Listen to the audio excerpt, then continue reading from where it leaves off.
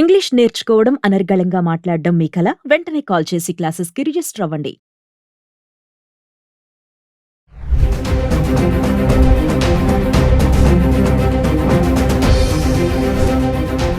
నమస్తే, welcome back to Suman T. ప్రస్తుతం మనతో పాటు ఉన్నారు digital marketing AI expert Nikhil గారు. నమస్తే అండి. నమస్తే మ్యామ్. నిఖిల్ గారు, మరి ఇప్పుడు అమెరికన్ న్యూస్ చూసుకుంటే ట్రంప్ తీసుకున్న ఏవైతే డెసిషన్స్ ఉంటున్నాయో, ఎంఎస్ పూర్తి చేశాక కూడా జాబ్స్ రాకుండా చాలా మంది స్టూడెంట్స్ అక్కడ ఇబ్బంది పడుతున్నారు.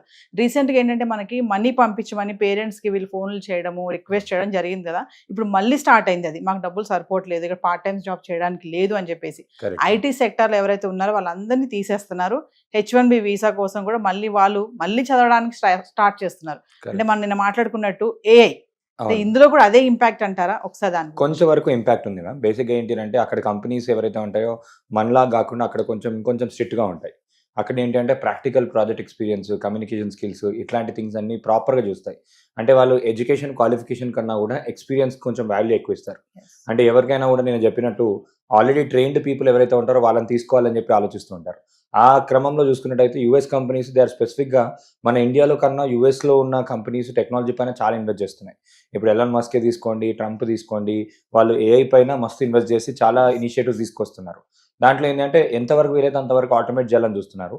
అండ్ ట్రంప్ వచ్చినప్పుడు కూడా కొన్ని రీసెంట్గా చేంజెస్లో ఏం చేశారు అంటే కొన్ని రూల్స్ మార్చేశాడు. ఏంటి అంటే ఇండియన్స్ అక్కడ డెలివరీ అయినా కూడా వాళ్ళ ఇండియన్ స్టేటస్ కాకుండా తీస్తారు.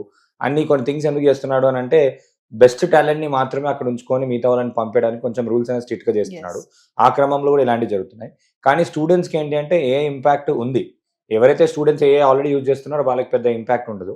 వాళ్ళకి నేను ఇచ్చే రికమెండేషన్స్ ఏంటి అంటే ఒకటి వాళ్ళ పోర్ట్ఫోలియో బిల్డ్ చేసుకొని ప్రాజెక్ట్స్ చేసుకోవడం ముందే. అంటే వాళ్ళ ప్లానింగ్ ఎప్పుడైనా కూడా ఏంటి అంటే ఓకే 4 years అయిపోయిన తర్వాత అప్పుడు 365th డేట్ రోజు వాళ్ళ ప్లానింగ్ ఉండదు. వాళ్ళు కాలేజ్లో జాయిన్ అయ్యారంటే ఇమీడియట్ గా day 1 నుంచి they should start their planning. వాళ్ళకి కావాల్సిన ఏంటి అంటే కాలేజ్లో ఉన్నప్పుడు సర్టిఫికేషన్స్ చేసుకోవడం ఇంపార్టెంట్. గూగుల్ వాళ్ళది జీసీపీ ప్రొఫెషనల్ క్లౌడ్ వాళ్ళది ఉంటుంది. గ్రో విత్ గూగుల్.com అని ఫ్రీగా వాళ్ళ దాంట్లో కోర్సెస్ ఉంటాయి. ఇలా మనం గూగుల్ వాళ్ళ సర్టిఫికేషన్స్, అమెజాన్ వాళ్ళ ఫ్రీ సర్టిఫికేషన్స్ ఉంటాయి. ఇలాంటి సర్టిఫికేషన్ చేసుకోవడం. అండ్ కాలేజ్లో ఉన్నప్పుడు ఏంటి అంటే స్టూడెంట్స్ అందరికీ అన్ని సాఫ్ట్వేర్స్ వాళ్ళకి ఫ్రీగా రావడం జరుగుతుంది. ఫర్ ఎగ్జాంపుల్ ఇప్పుడు మనకి గూగుల్ వాళ్ళది VO3 అని ఉంది. గూగుల్ వాళ్ళ VO3 ఇప్పుడు నార్మల్గా మనం తీసుకోవాలి అంటే $100 per month అట్లా కట్టాలి. అలాంటిది మనకి ఫ్రీగా వస్తుంది స్టూడెంట్కి ఉంటే. 2 TB స్టోరేజ్ స్పేస్ ఫ్రీగా వస్తుంది. గిట్ హబ్ అని ఉంటుంది. గిట్ హబ్లో వాళ్ళు ప్రాజెక్ట్ చేసి ప్రొఫైల్ చేసుకోవచ్చు. అమెజాన్ వాళ్ళు వెబ్ క్రెడిట్స్ కూడా ఫ్రీగా ఇస్తారు, స్టూడెంట్ డిస్కౌంట్స్ ఇస్తారు. అప్పుడు ఏంటి అంటే స్టూడెంట్స్ అందరూ కూడా టైం ఉన్నప్పుడు మొత్తం యూజ్ చేసుకొని వాళ్ళు పోర్ట్ఫోలియో బిల్డ్ చేసుకోవడం. అంటే ముందే ఏఐని యూజ్ చేసుకొని కొన్ని యాప్స్ తయారు చేసుకోవడం, కొన్ని ప్రాజెక్ట్స్ తయారు చేసుకోవడం. వాళ్ళు చేసుకొని కనుక అప్పుడు ఇంటర్వ్యూకి వెళ్ళినప్పుడు ఏంటి అంటే ఆల్రెడీ పోర్ట్ఫోలియో ఉన్న వాళ్ళకి ప్రాజెక్ట్స్ ఆల్రెడీ చేస్తారు, హ్యాండ్స్ ఆన్ ఎక్స్పీరియన్స్ వీళ్ళకి ఆల్రెడీ ఉంది. ఉన్న వాళ్ళకి ఏంటంటే జాబ్స్ వచ్చే ఛాన్స్ అనేది ఎక్కువ పెరుగుతాయి. అపార్ట్ ఫ్రమ్ టెక్నికల్ స్కిల్స్ కూడా ఇంకోటి ఏంటంటే కొన్ని కమ్యూనికేషన్ స్కిల్స్ పెంచుకోవడం. కమ్యూనికేషన్ మేనేజరల్ స్కిల్స్ వాళ్ళు చూస్తారు ఇవి. అండ్ ఆటోమేషన్ టూల్స్ ఉంటాయి కొన్ని, ప్రాజెక్ట్ మేనేజ్మెంట్, ట్రెలో అని, జాపియర్ అని ఇట్లాంటి టూల్స్ ఉంటాయి. ఇవన్నీ కూడా వాళ్ళు నేర్చుకుంటే కూడా ప్రాజెక్ట్ మేనేజ్మెంట్ టూల్స్ కూడా బాగుంటుంది, అది కూడా బాగా పనిచేస్తుంది. అపార్ట్ ఫ్రమ్ దట్ ఇంకోటి ఏంటంటే college times is the best time to use their లింక్డ్ఇన్లో వాళ్ళకి ఏంటి అంటే మంచి కార్పొరేట్స్, హెచ్ఆర్స్, కంపెనీ CEOs అందరు కూడా వాళ్ళు లింక్డ్ఇన్లో ఉంటారు. వీళ్ళు వర్క్ ఏదైతే చేస్తున్నారో ఆ వర్క్ని షోకేస్ చేసుకోవడానికి LinkedIn is the best platform. అంటే వాళ్ళ జాబ్ గురించి, వాళ్ళ ఇంటర్పర్సనల్ స్కిల్స్ గురించి, వాళ్ళ కమ్యూనికేషన్ స్కిల్స్ గురించి, వాళ్ళ ఎక్స్ట్రా కరికులర్ అచీవ్మెంట్స్ కూడా చూస్తారు. కొన్నిసార్లు ఏంటి అంటే మా ఫ్రెండ్ ఎగ్జాంపుల్ చెప్తాను మీకు. ఇక్కడ ఇండియాలో ఉన్నాడు. ఇండియాలో మనకి 60 to 70% మార్క్సే ఉంటుండే కాలేజ్లో ఉన్నప్పుడు. కానీ కంపెనీ జెన్పాక్ట్ వాళ్ళు తీసుకున్నారు. కోడింగ్తో పాటు జెన్పాక్ట్లో క్రికెట్ టీం ఉండేది. తినకి ఎక్స్ట్రా కరికులర్ టాలెంట్ ఏంటి అంటే క్రికెట్ వచ్చు. సో కంపెనీస్లో క్రికెట్ ఆడడానికి కొన్ని టీమ్స్ కావాలని చెప్పి ఆ కోటాలో తీసుకున్నారు. సో ఈ ఓన్లీ టెక్నికల్ స్కిల్ అనే కాదు, కమ్యూనికేషన్ స్కిల్ అనే కాదు, స్పోర్ట్స్ కూడా బెనిఫిట్ అయింది. సో అలాంటి స్కిల్స్ కూడా ఏమైనా ఉన్నా కూడా వాళ్ళు పెంచుకుంటే ఇంకా better opportunity. And apart from that ఇవన్నీ పక్కకు పెడితే ఇంకొకటి యాంగిల్ అదర్ వర్టికల్ మనం చూసుకున్నట్టయితే డిజిటల్ స్కిల్స్కి ఇంపాక్ట్ ఎక్కువ ఉంది ఇప్పుడు. అంటే ఎవరికైనా కూడా ప్రపంచంలో మీరు ఎక్కడ చూసినా కూడా డిజిటల్ మార్కెటింగ్, డిజిటల్ థింగ్స్ అన్నీ పెరుగుతున్నాయి.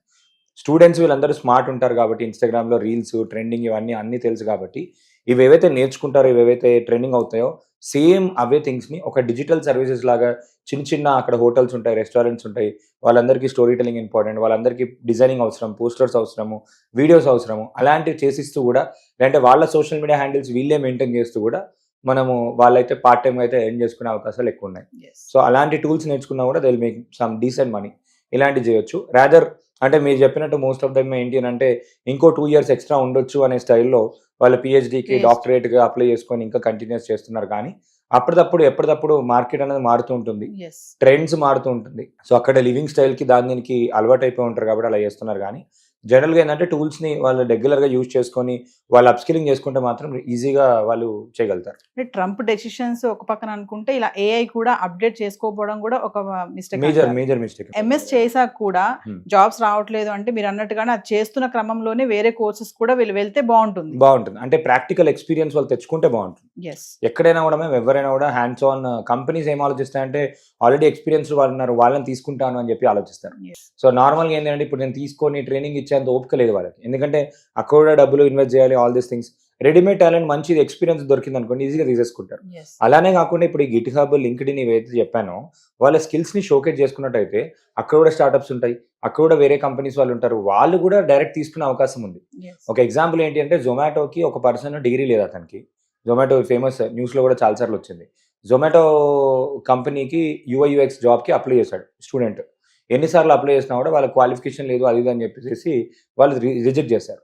అతను ఏం చేశాడంటే జొమాటో అన్ని కూడా స్క్రీన్స్ అన్ని కూడా రీడిజైన్ చేసి ఆయనకి ఏదైతే నాలెడ్జ్ ఉందో ఆ టాలెంట్ అంతా కూడా లింక్డ్ఇన్లో జొమాటో ఫౌండర్ అండ్ CEO ఎవరైతే ఉన్నారో ఆయన ట్యాగ్ చేసి పెట్టేశాడు.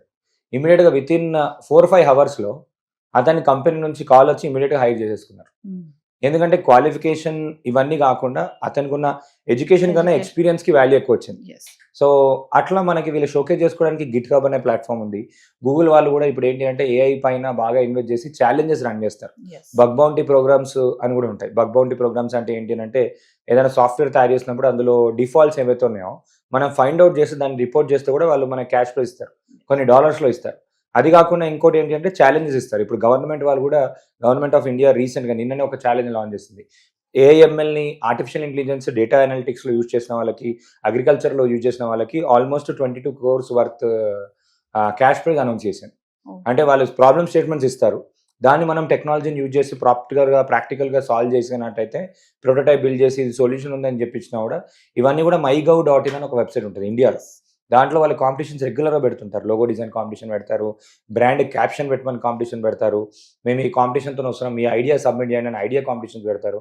ఇలాంటి దాంట్లో కూడా వాళ్ళు కూడా అక్కడ దాంట్లో ఏవైతే ఉన్నా అక్కడ దాంట్లో కూడా పార్టిసిపేట్ చేసినా కూడా బాగుంటుంది. అక్కడ కూడా సింపుల్గా ఈజీగా అయ్యే అవకాశాలు ఎక్కువ ఉన్నాయి. Thank you thank you so much.